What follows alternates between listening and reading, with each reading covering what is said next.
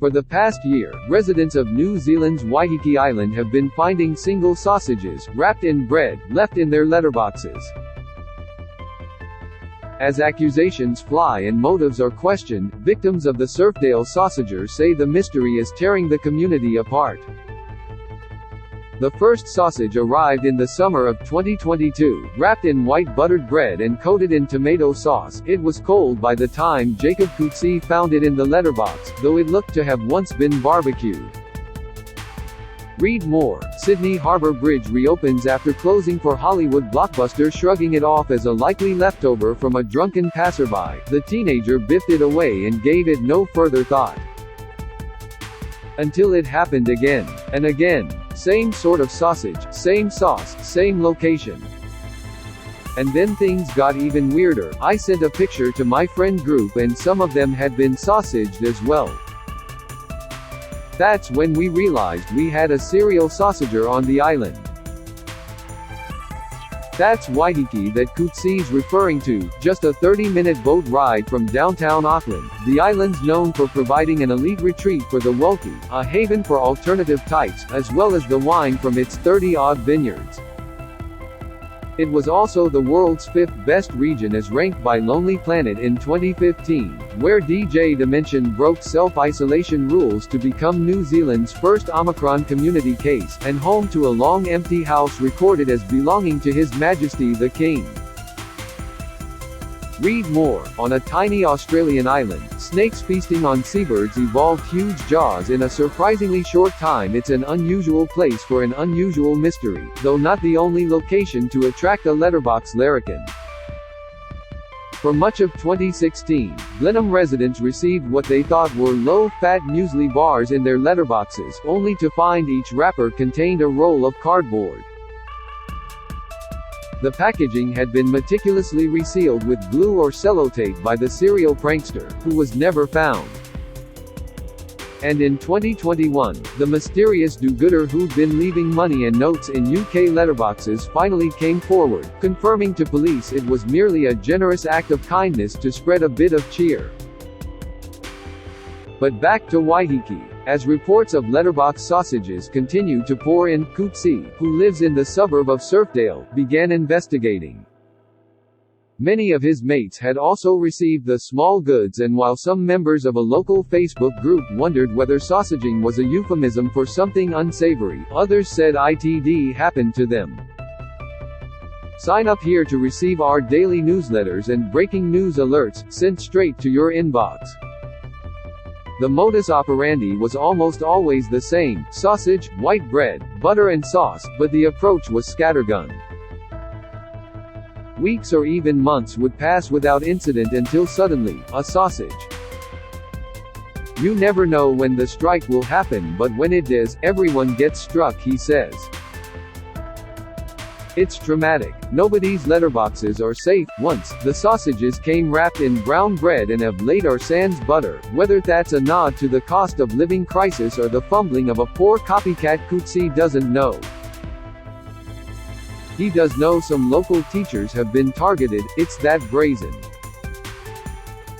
As the number of strikes grew, so did suspicion amongst the residents.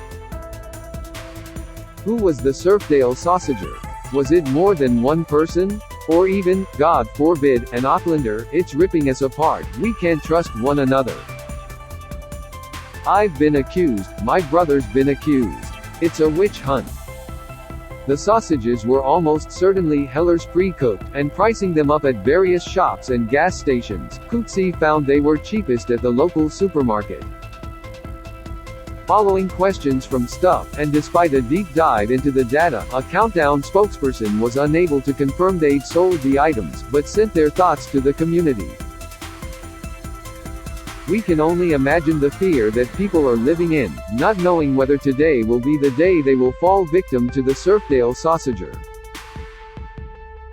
Well, continue to keep a close eye on the small goods section in store and report any suspicious activity to the relevant authorities.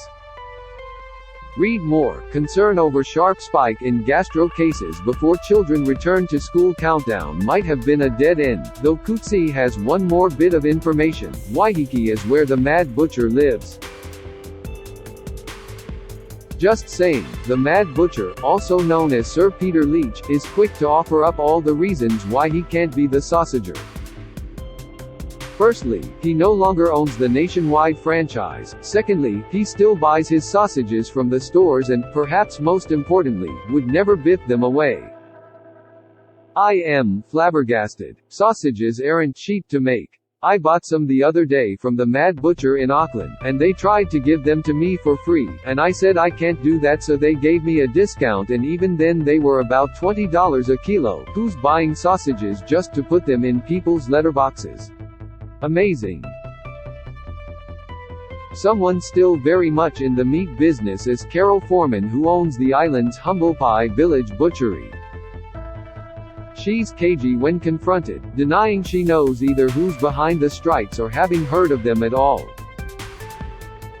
She does wonder if it might be a promotion for something, adding her sausages are already famous enough and that nobody in their right minds would throw them away.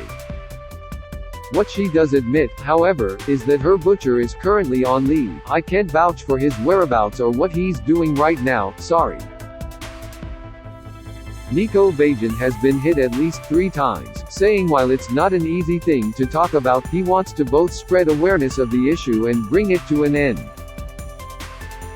The latter can only be done by uncovering who's behind it. It is traumatic and I want this to stop. It's been going on for far too long now. Unlike Foreman though, he has a suspect, a friend by the name of Tamo Okiikipa.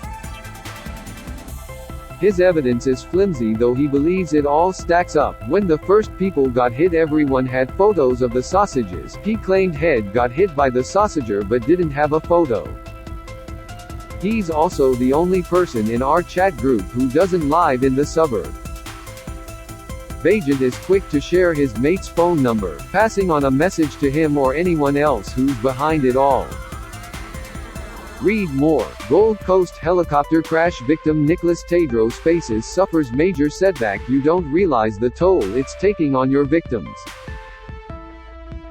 Please, no more. Hurt and betrayed is how Kipa describes feeling when Vegan's accusation is put to him, insisting that not only is he not the Sausager but he was the very first of his victims. I've found them twice, one in Christmas paper and the other plain. Both times my little sister found them and ran into the house with them. It's rampant. He's not surprised his mate has tried to blame him but worries that while the finger-pointing continues, the Sausager remains at large. He suspects a guy called Marvin but doesn't have a number for him. Nobody else seems to have a number for Marvin either. Yet another victim, speaking on the condition of anonymity, says everyone other than him is behind the spree. I feel a bit left out, actually. There is, of course, nothing illegal about putting a sausage in someone's letterbox, and once they'd stopped laughing, a police spokesperson said they'd received no reports of the antics. Daniel Watson has sent hundreds of anonymous sausages around the country, having co-founded Send a Sausage a few years ago for a bit of a laugh. Unlike the Surfdale snags, these cost $19.99, are inedible and come vacuum sealed with an anonymous note. Every purchase sees the company provide a proper meal for someone in need. Watson should be the best person to shed a bit of light into what sort of person would send someone a sausage, but he's as mystified as everyone else. Our clientele is a complete mix. We've had uni students sending them to mates, executive partners to each other, family members to each other. We've had senders from San Francisco and London. There's no pattern. Sausages are just funny, he says, and the beauty of finding one in your letterbox is there's no point to it at all, just a mix of confusion, laughter and a big WTAF, and while he denies responsibility, he does have a message for whoever's targeting Waiheke: get in contact if you want a real job. Clinical psychologist Dr. Dougal Sutherland says that rather than tearing the community apart, the prankster is more than likely actually doing the opposite. Read more. Entry to Machu Picchu suspended amid protests. It's a bit of fun and brings everyone together because they're wrapped up in an antic that seems pretty harmless. People have long enjoyed a practical joke, especially if it's played on someone else, and a sense of shared mystery is a nice distraction. People can talk about it and ask each other, have you been sausaged yet, though that could be taken a few ways. As for the motive, a bit of notoriety and a sense of pulling one over people is probably what's driving the culprit, Sutherland suspects.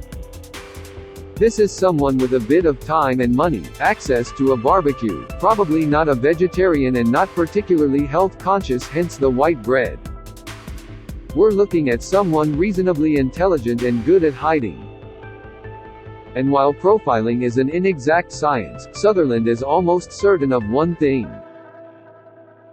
Only a male would put a sausage in a letterbox. Freud would have a field day. This article has been reproduced with permission from stuff.co.